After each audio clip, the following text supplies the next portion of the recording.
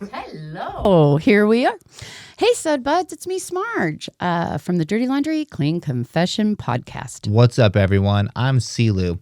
I want to welcome you all to the second episode of Dryerside Chats. This is where the laundry is loud, but the conversations are definitely louder. And we'll be coming at you live, pre-recorded from the family laundry room with that nice 10 p.m. vibe. And we are flipping back the lint trap, and who do we find tonight but Ozzy Osbourne? You could say he is the father of heavy metal, a magnet of chaos, and at times a biter of things. Yeah, definitely a biter of some things. He was born John Michael Osbourne on December 3rd, 1948. Dang, that's back in the day. He was born in Birmingham, England. This guy came from some pretty humble beginnings. Blue-collar parents, a crowded home, and a whole lot of noise. Now, let's get back to the back in the day part. What were you doing back in 1948, Smarg? Wow.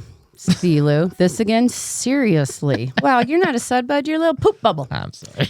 Anyway, let old Smarg take you back to Ozzy Osbourne's childhood, where he grew up with 3 sisters, 2 brothers, a mom and dad, pretty big family, and a very close family for the most part. Mm-hmm. And then the teenage years came, and guess what Ozzy's first paying job was? In a meat market, which I thought was very poetic, considering the meat that he's going to encounter in his future. Yeah, there's this story of him working at the factory. He ran into a guy and asked him, "How long have you been here?" The guy goes, 35 years. I retire next week and I'm going to get me a nice gold watch. Ozzy was not impressed. Not at all. His teenage brain was like, screw that. If I want to watch, I'll steal it myself. And you could say about that time, Ozzy's washer went a little off balance. Yeah, you can say that. He dabbled in a life of crime, breaking and entering, stealing clothes. He even robbed Mrs. Clark's corner shop. He got caught and got his ass thrown in jail. Yeah, that shop, did you know, was just right down the street. I would have gone a little further, but... You would think so. But I don't think that was Ozzy's forte. Huh? Anyway, Mr. Ozzy wasn't happy either. He did not bail his son out, and Ozzy said that was the best thing that could have happened to him. He learned his lesson. It was a wake-up call, and he hated jail, and he was never going back. The band forms. After jail, Ozzy had turned his vision to music. He had complete tunnel vision. It was music or bust. He begged his dad for 250 pounds, not for a car, but to get a mic and 2 amps. Strategic move. His logic, if he showed up with the equipment and he looked like he meant business, he'd get the gigs, and it worked. He even posted flyers, and here's a bit of trivia, Sud Buds. Ozzy's flyers read, "Ozzy Zig requires a gig." So smooth. I know, and guess what, Sud Buds? Spank your tidy whities, it worked. Soon there were 4 guys forming a band and practicing. They found a studio and started practicing in the studio, and across from the studio was a movie theater showing horror films.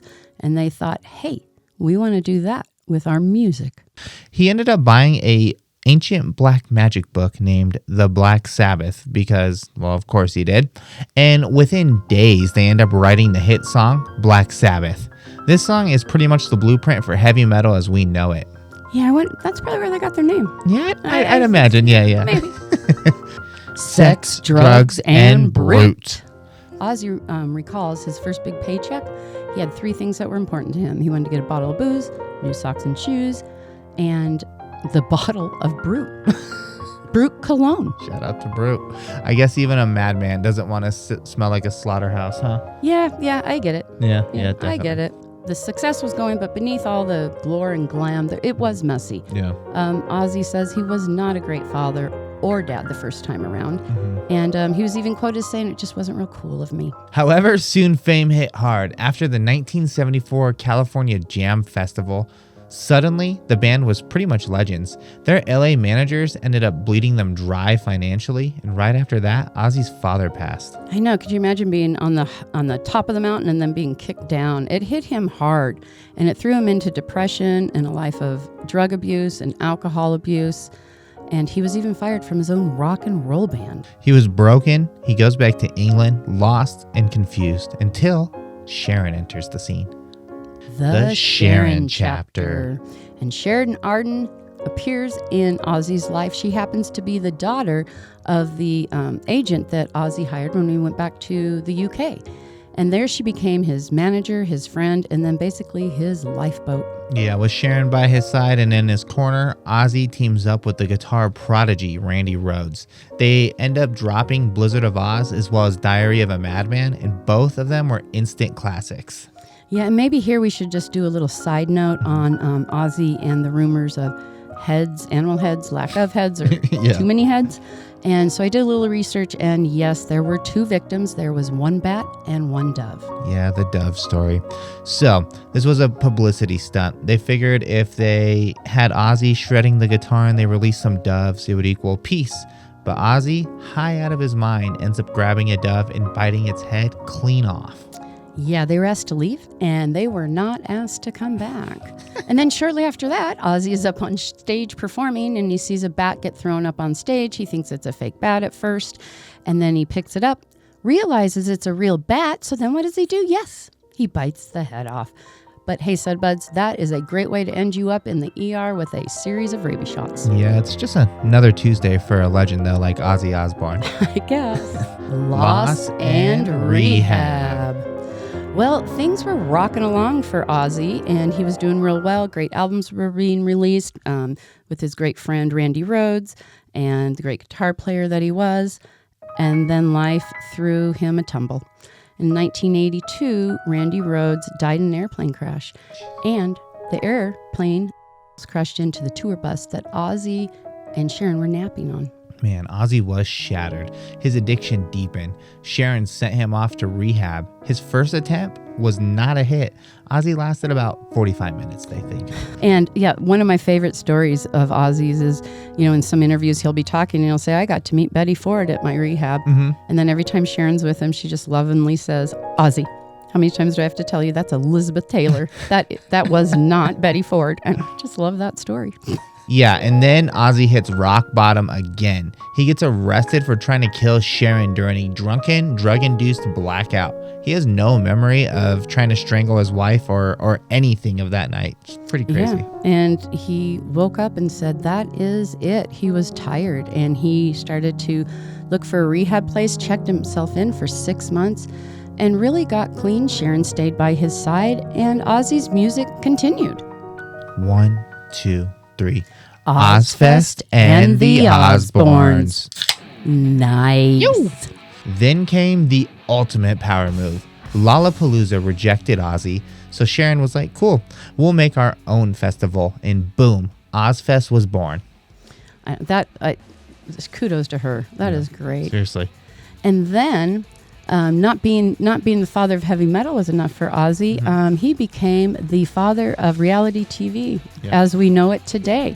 In the early 2000s, 2002, MTV launched a series of shows called The Osbournes, and it was a reality show where they were in their house and everything, and it was pretty crazy. It showed Ozzy in a different light as a father and a husband that got frustrated with remote controls and dealing with teenage dirt. Mm-hmm. It really went over. It was pretty amazing. He went from the bat-eating maniac to the uncle of pop culture, and honestly, it worked for him. The final years. And I believe we were talking about how it all worked for Ozzy. I believe it worked for Ozzy because it felt like he was always coming from a place of honesty and ownership. And I think that is really respectful.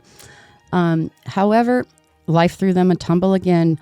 While they were doing the Osbournes, Sharon was diagnosed with colon cancer.